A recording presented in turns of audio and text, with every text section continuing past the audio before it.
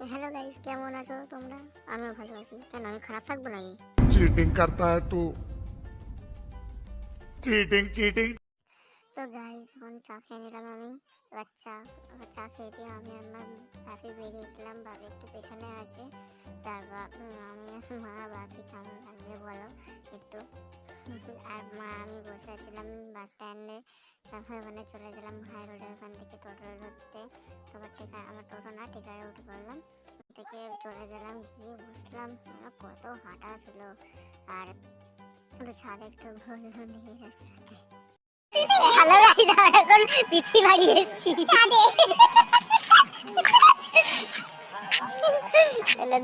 বাইরে একটু সিনারি দেখে নাও তোমরা।